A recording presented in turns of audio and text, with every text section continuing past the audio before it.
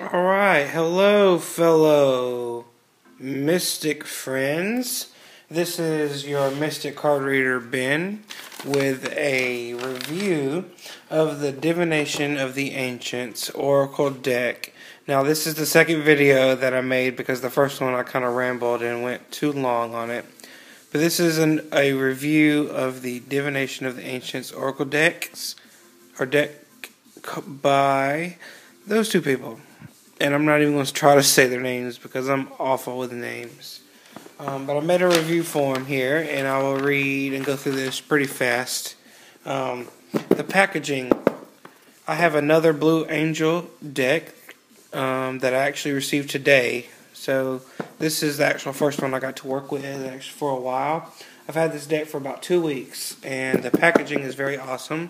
It's a lot larger than the Doreen Virtue decks that you may have seen or familiar with, but the box itself is very similar in quality.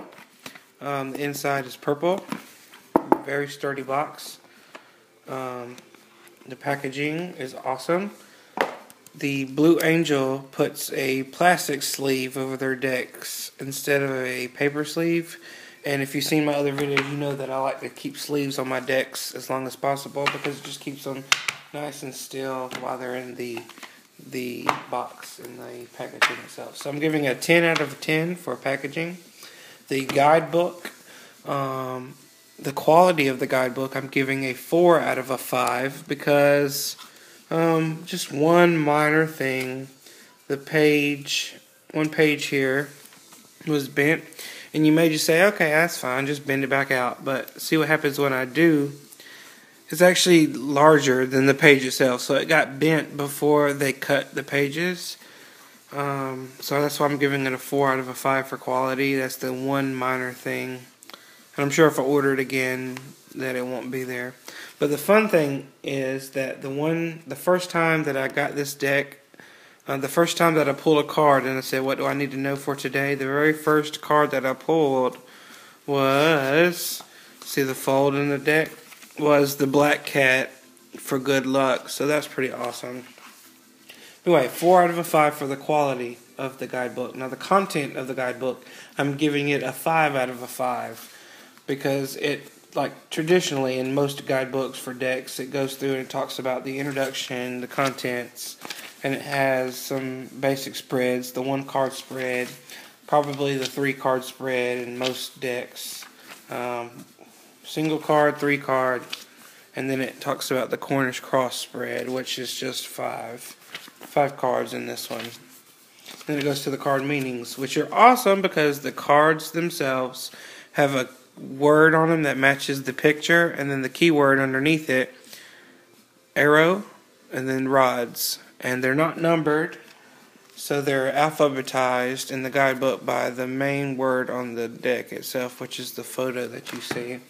So the first one here is arrow, keyword focused. It talks about the card itself and what it may mean. It has an incantation, which is a kind of like a poem that rhymes. You know, it's very fun to read it. Then it has some meanings for the other different divinatory meanings.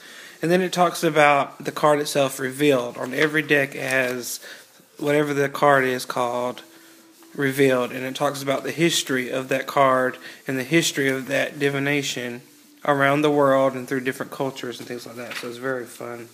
Let me read the arrow incantation because I think they're very cool. This one says, "My mind is like an arrow in flight. It's focused sharp so that I might hit the mark and reach my goal to free my dreams and feed the soul." So this card itself is about focusing on something itself, being direct and focusing on it, something individually. So that's very cool. So I'm giving it a 5 out of 5 for content of the guidebook. The cards themselves, the overall aesthetics, I'm giving it a 9 out of 10. Because as you may know if you watch my other videos on my channel, I'm not a big fan of the borders on cards themselves, especially if they're not on both sides. The back is a very beautiful card, like mystical, round. It gives me the sense of like circular, almost like Star Trek, hyperspace, hyperdrive, and stuff like that.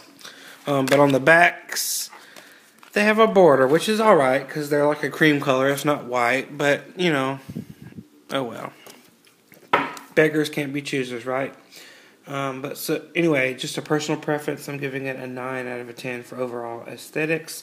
The quality of the cards themselves, I'm giving it a 10 out of a 10 because they're fairly thick. They're very cool. If you're familiar with the Doreen Virtue cards, they're very similar in quality of those cards. The content of the cards themselves, I'm giving it a 10 out of a 10 because on each card, the main word, which is the word you look up in the guidebook alphabetically, so Ouija board, Wheel of Fortune, that's the picture that you see on the cards themselves. And then it also has the keyword in smaller font there, which I love because I don't have to memorize cards or really spend that much time studying them. When I see the main word and see the keyword, I automatically can remember what the book said about each one. So I'm giving it a 10 out of 10 for content. I'm also giving it a 10 out of a 10 for the layout and design because I love the fact that they have both the keyword and the main word on the cards themselves, which is awesome. So it's very easy to use. I'm giving it a 4 out of a 5 for the ease of use.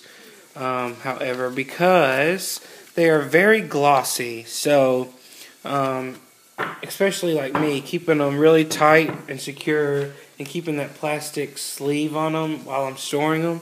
When I take the sleeve off and I get ready to shuffle, sometimes they stick together because of static electricity and the fact that they're so shiny and so slick on either side, so it's kind of hard to shuffle and get them broken up. I usually like to just go through them before I shuffle them and break them apart.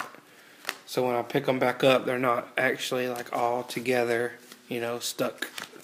So anyway, 4 out of 5 for ease of use. The card depth themselves, I'm giving it a 5 out of a 5 because, like I've mentioned, it not only talks about the card and the card meaning itself, it has the cool incantation for each card that rhymes, has additional divinatory meanings, and then it talks about the card itself and the history of I Ching or whatever the card is itself, the history of lots in different cultures all around the world. So it's not just one view. It's the ancient divination from around the world, which is awesome. So that's why I'm giving it a 5 out of 5 for card depth. I'm also giving it a 15 out of a 20 for the reading accuracy because although I do use this deck quite often, every day I'll shuffle it and I'll ask my spirit guides and my guardian angel, which is named Azalea. I will come to them and say, hello, this has been again for today's reading. I ask that you bless these cards and allow me to pull a card that means something to me and teach me something that I need to know based on one card that I pull. So I'll get done shuffling until I, feel like that's enough, or a card that might jump out while I'm shuffling. That'll be the card I'll look at.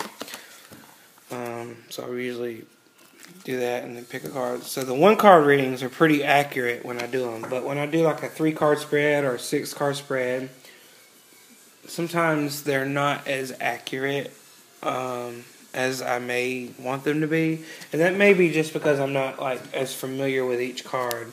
I guess the more I read the book and the more I put the book in my heart and know it, maybe the readings will become more accurate. But like I've said, I've had this deck for 2 weeks now.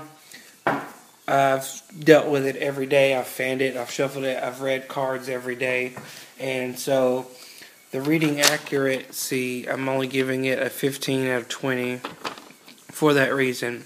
And then finally, the overall appeal, I'm giving it a 9 out of a 10 because basically it's kind of hard to shuffle. They sit together, and then the one reason about the book, the page that got stuck and it got folded on itself.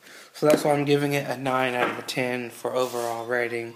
So, with all that being said, the Divination of the Ancients Oracle Cards Review, I am giving it a final score of 91 out of 100. So that's still an A deck.